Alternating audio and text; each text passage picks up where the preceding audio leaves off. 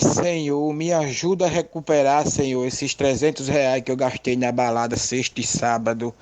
Eu postei tanta foto, Senhor, com uísque, com Red Bull, com as bichinhas descendo até o chão.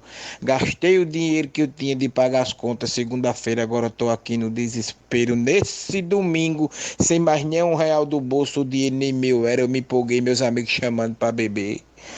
Fui pro barzinho, rachei 3 litros de uísque, as bichinhas beberam, depois inventaram que a mãe tava ligando, foram pra casa, ficou só nós três, um olhando pra cara do outro, não arrumamos nada, Senhor. E agora o que é que eu vou fazer amanhã? Acordar logo cedo, esquentar a quentinha, botar na bolsa pra ir trabalhar em depressão, sem nenhum pau no bolso. Vou pegar o recibo da minha moto, que ainda falta 36 parcelas, e empenhar com aquele meu amigo que empresta dinheiro na amizade, 200 por 300 para 30 dias, Senhor.